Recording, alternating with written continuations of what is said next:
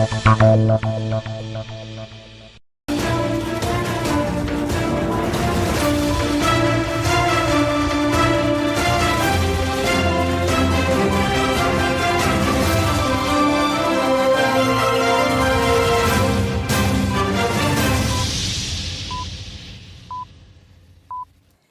good evening. It's News 360 coming to you live from the News Hub here at Adesa Wekanda. I am Portia Gabo. And I am Martin Asiedu Date. Let's bring you the headlines for the next 1 hour. News 360 Headlines is brought to you by Flamingo Paint, Pepsodent Charcoal and Pepsodent Herbal, EcoBank. Coming up tonight, President John Mahama reiterates government's commitment to review single-spine salary structure to improve welfare and benefits of workers across the country. And also coming up tonight, Driver and Vehicle Licensing Authority says delay in implementing new digital number plates is due to pending maturity of LI 2180 amendment in Parliament.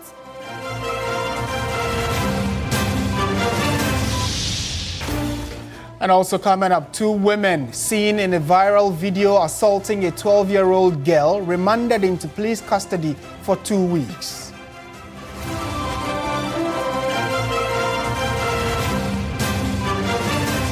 Coming up in business news, energy policy expert warns Venezuela oil development could hit Ghana's petroleum revenue as Trump signals possible control of Venezuelan reserves.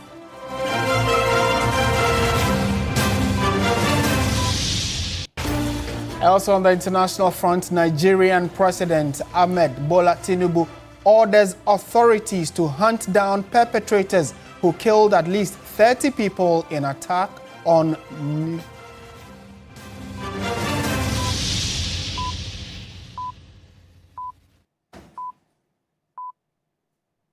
We have details of all these stories and more. Be part of the show. Let's hear from you in the comment section on Facebook and on 3news.com, where we are streaming this bulletin. We begin from the Labour front as President John Mahama has reiterated his government's commitment to review the single-spine salary structure to improve the welfare and benefit of workers across the country. The President gave this assurance while addressing delegates at the 7th Quadrennial National Delegate Conference of the Ghana National Association of Teachers in Accra. The President, John Dramani Mahama, was responding to concerns raised by the leader of the Ghana National Association of Teachers, NAT, Reverend Isaac Owusu, who called on government to review the single-spine pay policy before the end of the year. According to Reverend Owusu, a timely review of the policy would significantly enhance the salaries and overall conditions of service of workers. Your Excellency, an immediate review of the single-spine pay policy within this year to reflect your government resetting agenda. We are resetting Ghana, and so the pay policy must reflect the resetting agenda.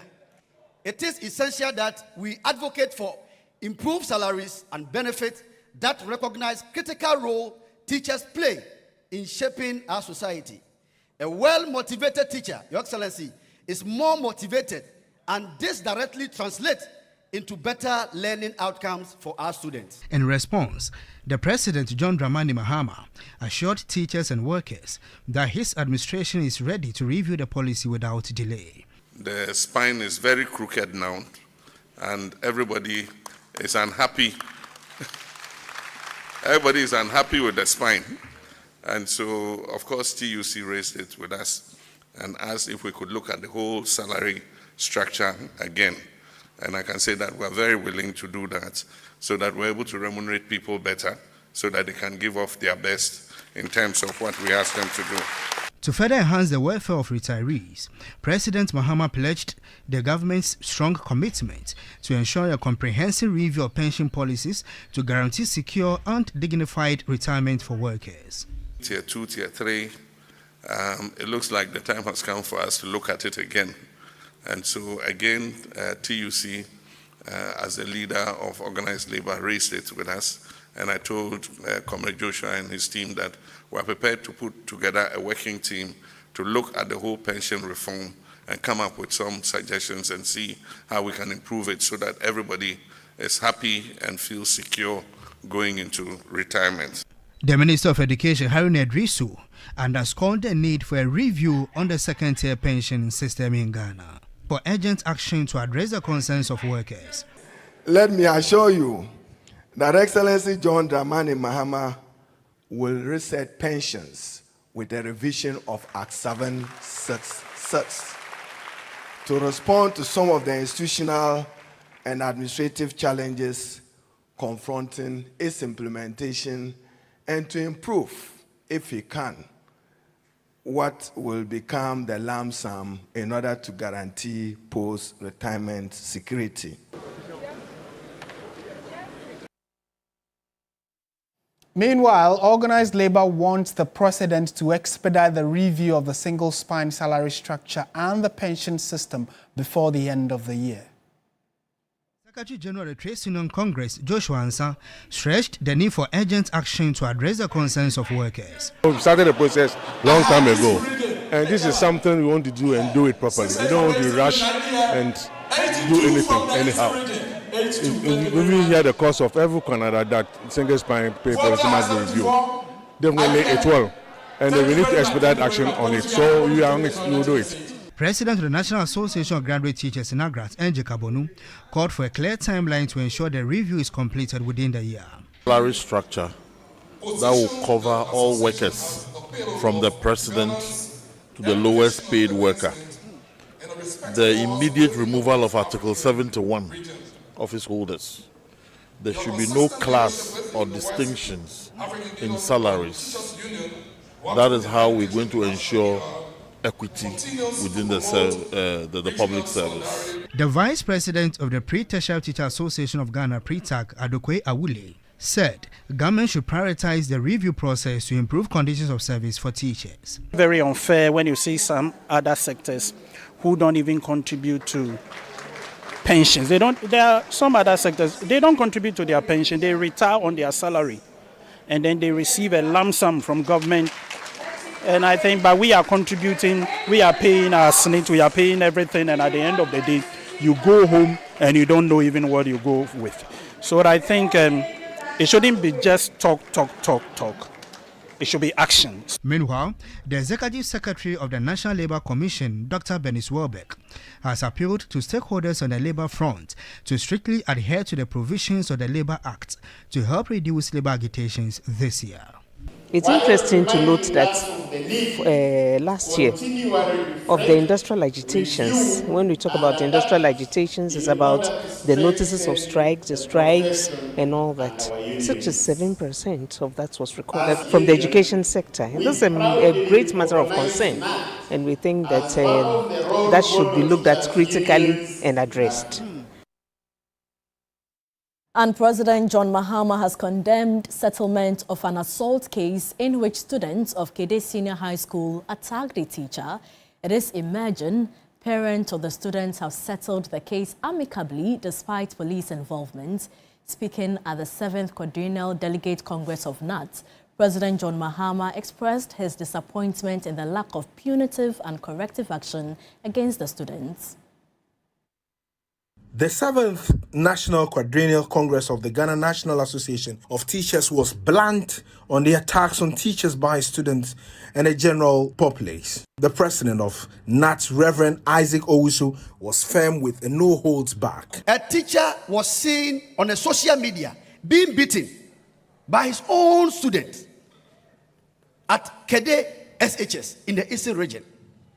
What was the reason? For not allowing them to cheat during examination. We are declaring that this year, 2026, we are declaring a zero tolerance for teacher assault and brutality. Should any individual or a group of people attack any teacher in Ghana without any cause, we shall invoke the spirit and solidarity of touch one, touch all. Touch one, touch one. The TUC Secretary General Joshua Ansah threw a firm support behind the teachers, urging them not to be tolerant of any assault. The Trade Union Congress, and for that matter, organized labor in this country, will support any action that will be taken by nuts and teachers in this country when a teacher is assaulted. Seek ye the welfare of teachers first, and all other things shall be added unto you. With a number of assault cases on teachers recorded in previous years, John Mahama has registered his displeasure at the inability of state security to ensure punitive measures meted out to offenders. The unfortunate thing is that the matter went to the police station, and the parents of the students went to the police, and they said they settled the matter amicably. I mean, how is that? This is assault, it's criminal, you know. But when we inquired, the police also said, I think the teacher was compensated, so he didn't want to press charges anymore. But I said, at least the children should have been booked, they should have been taken through the legal process, and at least, if nothing at all, they should have been bonded to be of good behavior for a period of time. And then we'll believe that justice has been done. He offered a firm assurance to protect the interests of teachers in the country. As president, I can assure you that I'll protect your right to speak up and to point out when things are not going well. Now, one other big story we are following for you has to do with a viral video where we saw personnel of the Ghana National Fire Service allegedly assaulting a civilian whom we are currently being told was a journalist or is a journalist. And on the back of all of that, the National Fire Service released a statement to clarify their position, although they say an investigation into the matter is with the Ghana Police Service. Let's take you through some of the extracts from their statement. It says the service confirms that the alleged assault of a journalist is under police investigation and that the National Fire Service will fully cooperate to establish the facts. The video captures an altercation between firefighters and a suspected thief who had earlier attacked firefighters along with a group of accomplices at the fire scene. The video, and again, it says that the management of the service has instituted a committee to investigate the incident thoroughly and establish all relevant facts. The fire service, while condemning attacks on its personnel, it equally frowns upon any form of physical or verbal assault on civilians by its personnel, regardless of the level of provocation. And we also have information that there has been a reaction to that. The journalist in question, we are told, is with the Class Media Group. They have also given their side of the story or been sharing what exactly happened. And this is their response to the news or the viral video of the assault. They say such incidents not only threaten press freedom and the safety of journalists, but also undermine Ghana's credibility and standing as a champion of media rights. We urge the relevant authorities to conduct a swift and impartial investigation to establish the facts and ensure accountability. And this coming from the Class Media Group, who also say that our journalist was performing his lawful duties, and we expect full cooperation from all parties to safeguard media practitioners. So that's the response on the viral video that led to reactions from the Ghana Police, the Ghana National Fire Service, and the Class Media Group. In more news tonight, the University of Ghana has been ordered to, with immediate effect, reverse its 25% increase of fees. The university has been further ordered to refund all students who paid the excess fees in what the Ghana Tertiary Education Commission, that GTEC, describes as a flagrant breach of rules guiding fee increases and implementation. According to GTEC, the action by the University of Ghana comes despite a notice to all universities in the country to avoid charging fees without prior approval. In a statement, GTEC ordered the University of Ghana to reverse the additional fees charged, stating a failure to do so will see the university sanctioned.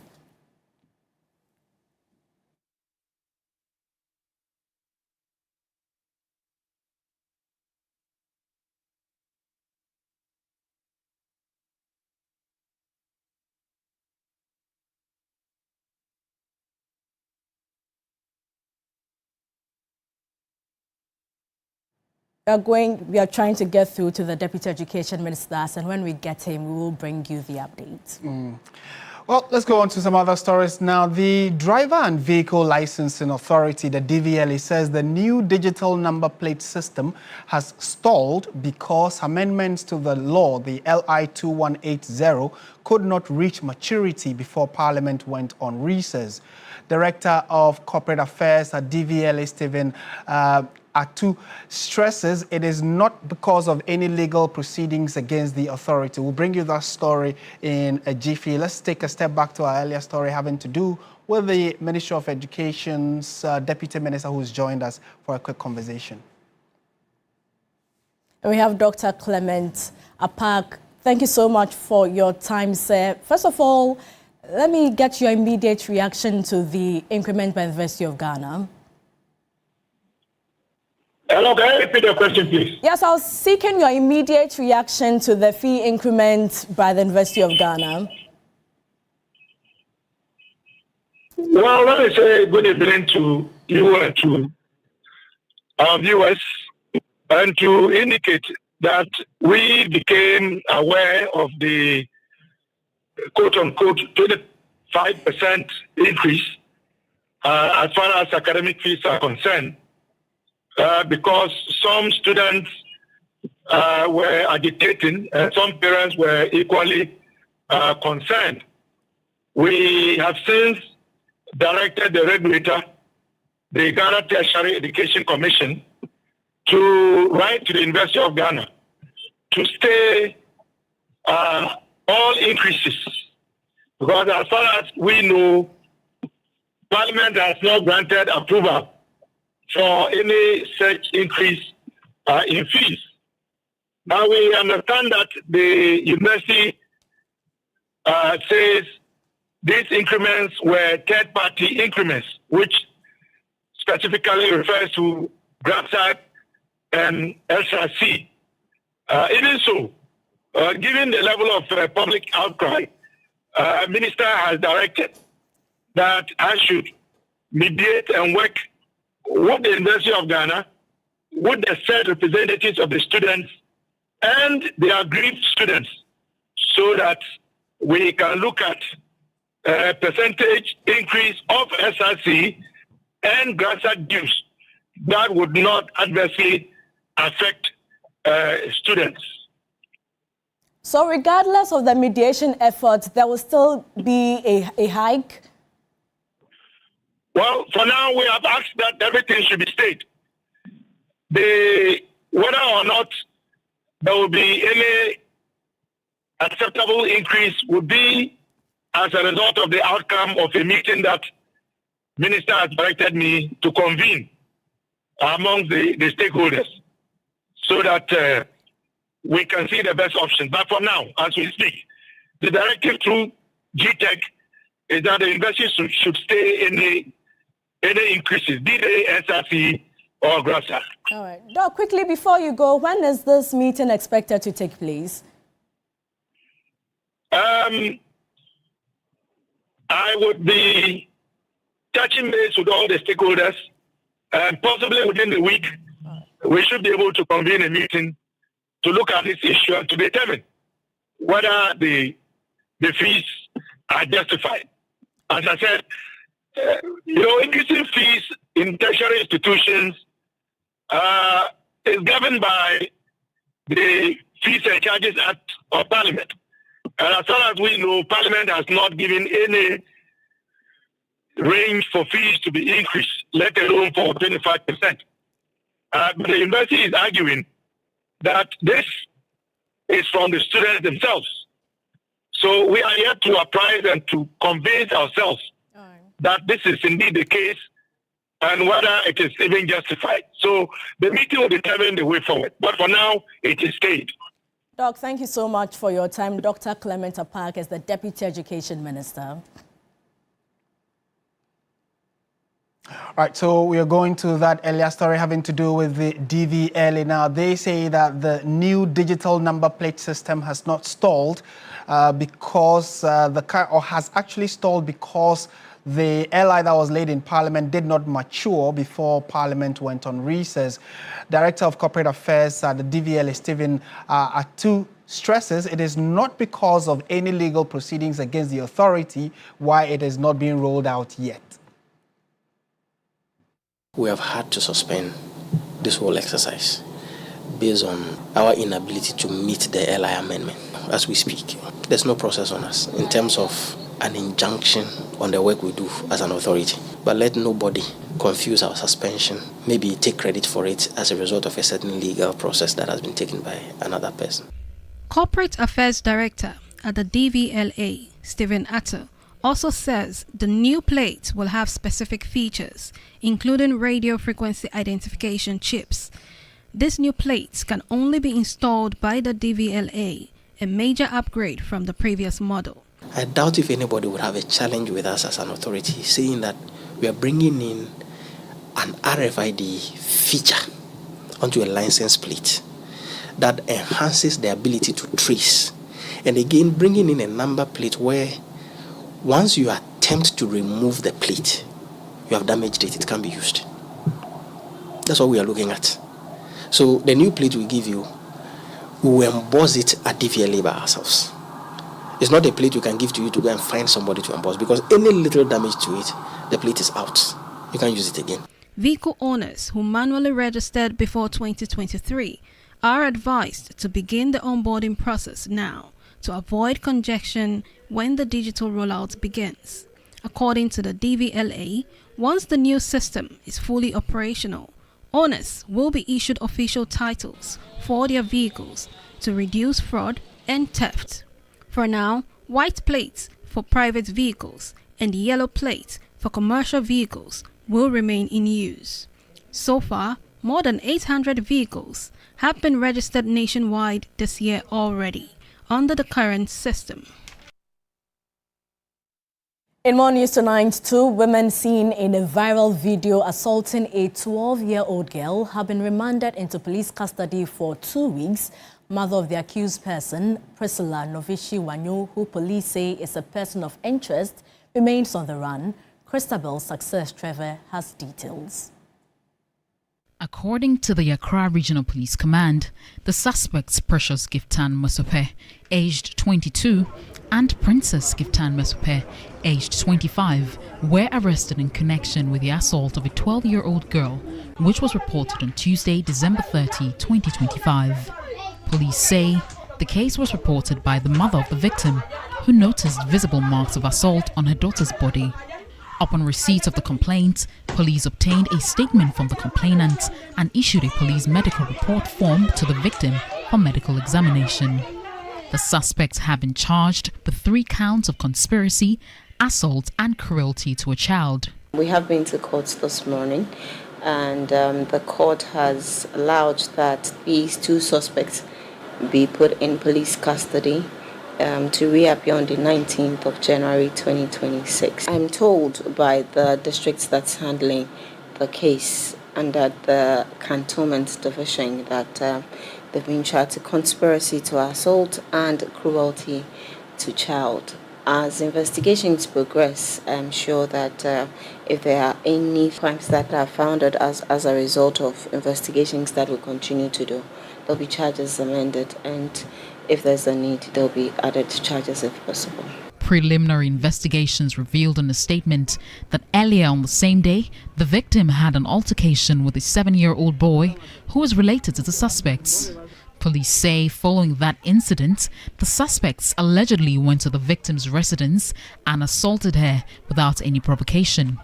Police further disclosed that a 3rd suspect, identified as the mother of the 2 arrested persons, is believed to have traveled to the Volta region and is currently on the run. The assurance is that yes, the police is doing everything that it can to make sure that the 3rd suspect, who is on the run currently, is arrested as well, and then brought to book just as the other 2 suspects have been dealt with by the law. So yes, we're working very hard to get the 3rd suspect as well.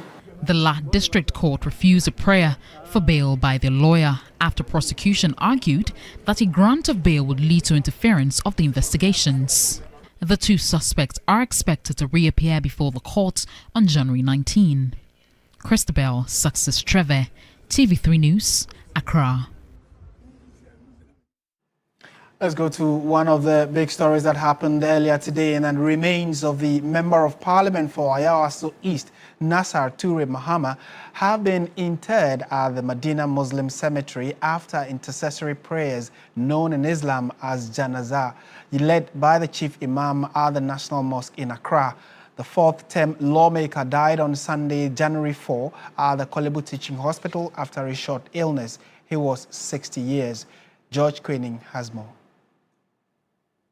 A day before the Janaza prayers for the late Ayawaso East MP, the intervention by President John Dramani Mahama ensured that all administrative processes were expedited to allow the body to be released to the family Sunday evening.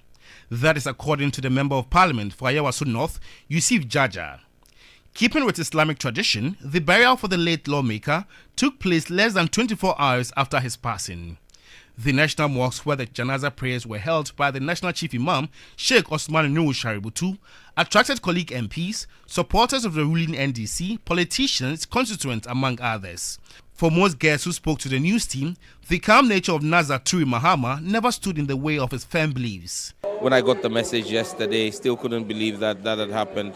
But Nasser was a cheerful spirit, someone who was calm, and it's just sad.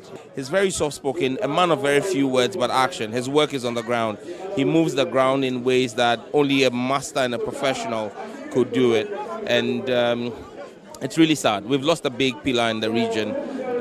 The region is going to feel his loss. At a point in time, he gave me a blank check and said that, Chairman, anytime you are traveling, I have these 1, 2, 3 filling stations. Depending upon which direction that you are going, go to that filling station, let them fill your fuel tank for you. And that is the kind of selfless person that Honorable was. And so his death came as a very big shock. But we believe that God knows best, and we pray that the Almighty God will grant him Jannatu Firdaus. It was a grassroots person, very, very rooted with the constituency. The people love him. He runs his business very well, and he does well for people. And that is what this is all about, what you can do for people. Nasser always come to me as a regional minister to ask of slots for his constituent. I mean, what I keep on telling Nasser, we all call it. So let's find means of getting slots for our constituent. And this is the enthusiasm of Nasser, making sure that he get what he wants for his constituents. His benevolence extended to almost every individual of the Muslim fraternity. He came in to fill a gap and using his God-inspired, pure heart, generosity, sympathy and love for his constituency. He's somebody who loves to inspire and encourage the young people. I think that is the spirit that brought him down when he came back from Japan, and he got inspired and encouraged to stand as an MP. And since May his soul rest in peace. You're still watching News 360 on TV3. Stay with us. We have business, sports and entertainment all coming up.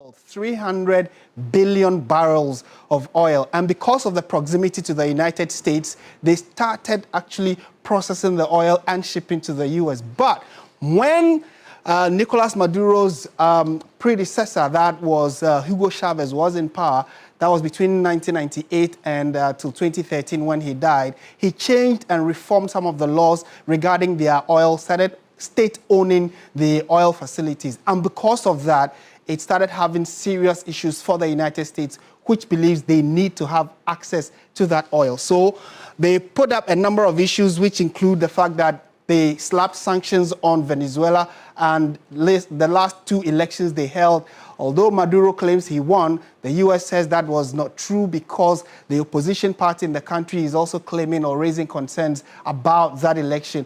Based on that, the relationship between the U.S. and Venezuela became very frosty, and under Trump won, when current President Donald Trump was in power earlier, he placed sanctions. That was around 2017, and that sanction has been in place up until now. Now, the latest issue is his picking up. He has been picked up. Today was his first day he appeared before court, and it was on the back of what many saw as a movie playing right before their eyes, because this is the first time in a long time that the U.S. has gone into another sovereign country to arrest someone that they believe has flouted U.S. law. So it is a very fluid situation, and would their oil have any global impact, or would this arrest have any global impact on trade of oil? We'll have those details in the world of business when Michael Ogbodu joins us in a moment. So that's just a brief intro as to what exactly has been happening in the world regarding the U.S. and one of its closest neighbors, Venezuela. The business segment is brought to you by MTN. Touch Concentrated Perfume.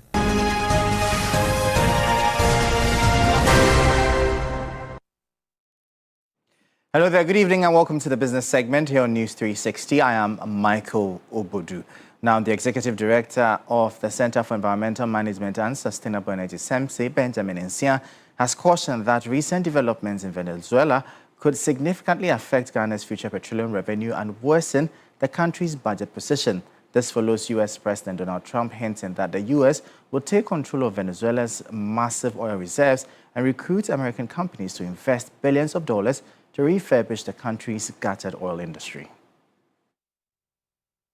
Ghana's petroleum revenue, according to energy policy expert Benjamin Nsia, has become increasingly dependent on international oil prices due to declining domestic production.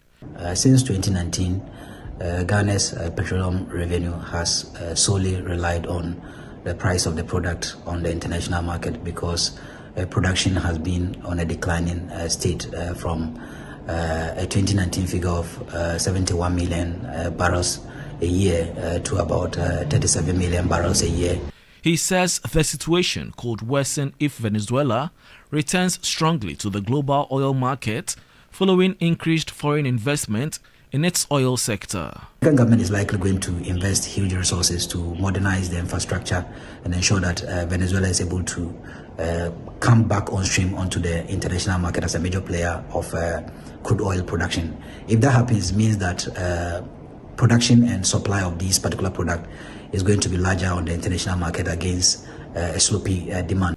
Mr. Nsia warns that the combined effect of falling prices and Ghana's declining production could create serious challenges for the national budget. Ghana being dependent on price means that at a constant supply, which even in future supply is likely going to decline further, it means that our expectation in terms of revenue from the petroleum upstream is going to decline further. Benjamin Nsia is therefore urging government to accelerate efforts to diversify revenue streams in order to protect the economy from future shocks. Now, 25,000 direct and indirect jobs are expected to be created as the Volta Aluminum Company expands operations in line with the President's industrialization drive. The Board of Directors, during a tour of the facility, assured of pragmatic policies to keep the state-owned company afloat. The Volta Aluminium Company was built with an installed capacity of 200,000 metric tons of refined aluminium per year. VALCO has experienced unstable phases over the years due to lack of investment until the government took over. The board of directors of VALCO, led by its chairman, Ambassador Horace Niayi Ankara, has inspected the factory. Acting CEO Dr. Makila Sambian said the company is now preparing to expand production to meet the president's industrialization vision. He said an estimated 25,000 direct and indirect jobs are expected along the value chain. We're talking about several multiples times that of indirect employment, excluding multiplier effect. And the ingredients for processing that bauxite that we have locally in abundance into alumina, which is the raw material we consume, we also will be using salt, and we have abundance of that across the coastal areas, and that is going to deliver decent market prices to salt mining women. Then we will also need lime, and it's abundant in the middle belt of the country, and so that is going to be an economic stimulant. Board chairman of VALCO, Ambassador Horace Niayi Ankara, said the board is ready to implement pragmatic corporate policies to realize the president's vision of job creation. We are so pleased where we have been placed. We know the president's vision. We know what is good for VALCO. We know what VALCO can do for the industry, employment, etc. So we as a board, we are here to govern. We will make sure that we are not managing, but assisting VALCO to making sure that they get to where they want to get to. Ghana is set to add value to the over 700,000 metric tons of bauxite deposits in Ghana, which could generate over 1.05 trillion USD and create approximately 2.3 million sustainable jobs. And that'll be all for the business segment here on News 360. I am Michael Obudu. We'll bring you updates now from the currency and the commodities market.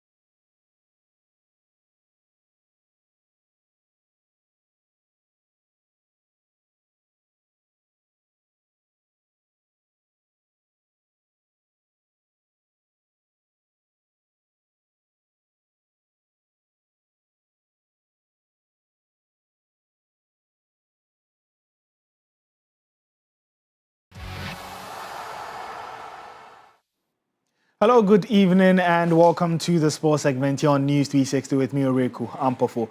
We begin on the domestic scene where Mediama Sporting Club ushered in the new year in style with a hard-earned win over Heart of Oak, a result that sees the Takwa Bay side end the first round of the Ghana Premier League at the top of the standings, holding a slim 2-point lead. There's more in the following report from my colleague Mutala Yakubu, who rounds up all the major talking points from match centres across the country over the weekend. Match day 17 of the Ghana Premier League actually ends the first round of this league, and it was ended here beautifully as Mediama took on Heart of Oak. A big clash, KG encounter.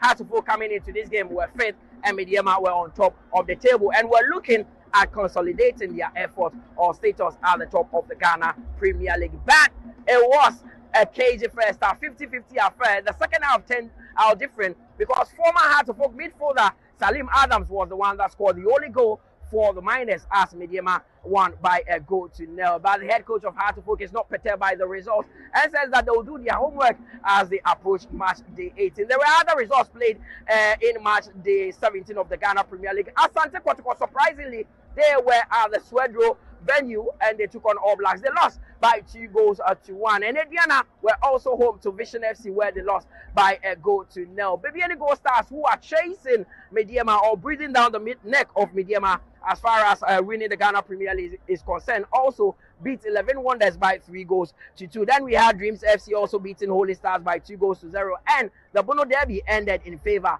of Bechem United because they won by a goal to nil against Brekum. Chelsea Nations drew goalless with Karela, with Samatex getting 3 points against Young Apostles as they won by 2-0. As we know, Ho United drew with Heart of Lions on Friday, and that actually saw the back of Bashiru Tijani as the head coach of Ho United. First round of Ghana Premier League done, and that said, we move on to the second round. That is match day 18, and it starts next week. It's live on TV3 and on your TV. Mutala Yakubu from the TNA Stadium in Takwa. Well, let's do some more here, where sad news coming in from France is that Ghana and AS Monaco defender Mohamed Salisu is facing a lengthy spell on the sidelines after suffering a torn anterior cruciate ligament in his knee during Monaco's Ligue A clash with Olympique Lyonnais over the weekend. The injury occurred right at the end of the match when Salisu went down clutching his knee and required medical attention. Subsequent examinations confirmed the severity of the problem, ruling the centre-back out for an extended period. An ACL tear typically sidelines players for around 9 months, a timeline that all but rules Salisu out of Ghana's plans for the upcoming World Cup in the US, Mexico and Canada. The injury is a significant blow for both club and country, with the 26-year-old having been a key figure in Monaco's defense and an important option for the Black Stars. Since his debut for the national team in 2022, the 26-year-old has scored 4 goals in 22 games. Salisu's setbacks also add to a growing list of Ghanaian internationals who have suffered similar injuries over the past year. Fatau Isahaku, Tariq Lamte, Alidu Saidu, Enes Nyama, Abdul Mumin and Baba Idrisu have all been sidelined by ACL tears, raising concerns about the impact of such injuries on Ghana's pool of players.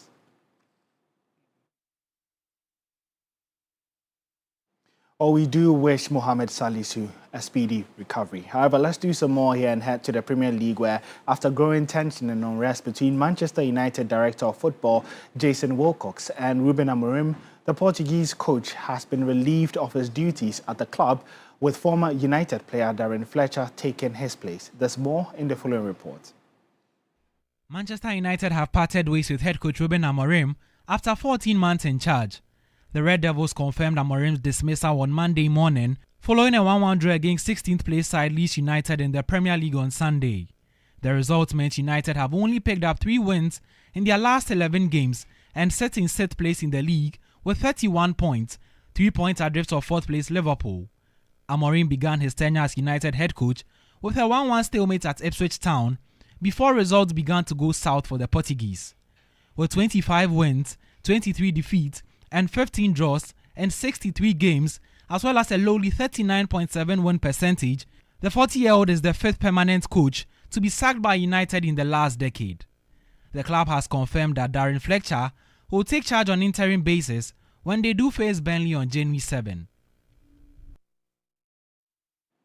Well, before we go, let's take a look at the ongoing Africa Cup of Nations round of 16 matches for Monday, which did see Egypt need extra time to beat Benin by 3-1. Mohamed Salah scoring his 10th AFCON goal to seal that victory for the Pharaohs as well. The match currently ongoing is the second game between Nigeria and Mozambique, and it's the Super Eagles who have raced into a 2-goal lead in the first half thanks to strikes from Ademola Lookman and Victor Osimhen. As things do stand, we'll be having Egypt versus Nigeria in the quarterfinals of the Africa Cup of Nations. You can get updates on this and more on our social media handles at 3sports. My name is Oreku Ampofo.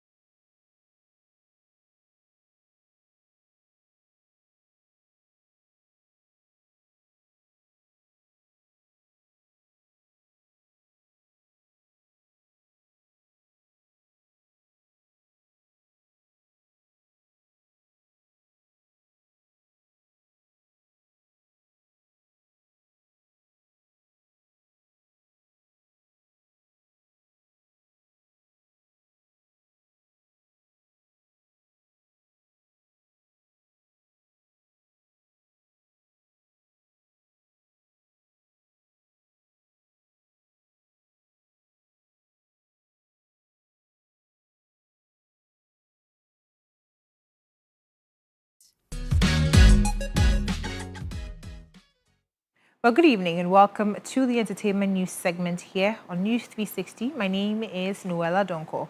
Now, last Sunday marked the final eviction night on TV3 Mentor 2025. Now, two contestants, Slim and Prince, had to say goodbye to the competition, leaving 6 contestants, that is Ivy Hollies, Andy Kwams, DNA, Kwekushai, Achedie, and Tiki, to battle it out for the ultimate crown. Now, the countdown to the grand finale has officially begun.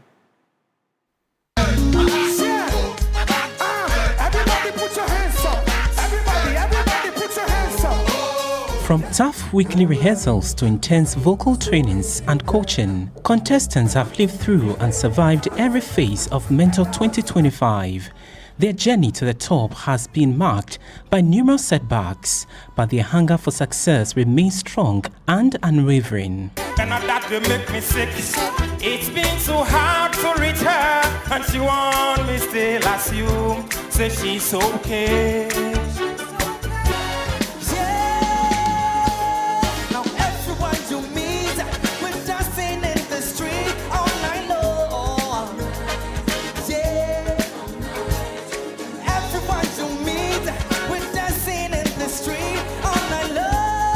Mentor has given them a ray of hope and, most importantly, an opportunity to turn their dreams of becoming top music stars into reality. From an initial number of 16 contestants down to 6, they have consistently wowed judges and audience with outstanding performances across the weekly episodes. This person's talent is very, very special, and we feel tonight the person didn't get the chance to show it the way we expected. So we are giving this person one more chance to bring it again in the finals. At the final eviction show, Slim and Prince exited the competition, leaving Ivy Hollis, Andy Kwams, DNA, Kwekushai, Achedie and Tiki to battle for the ultimate prize. Mentor Season 14, our breakout edition. Ivy Hollis, Achedie, Kwekushai. The date and venue for the grand finale will be announced in the coming days.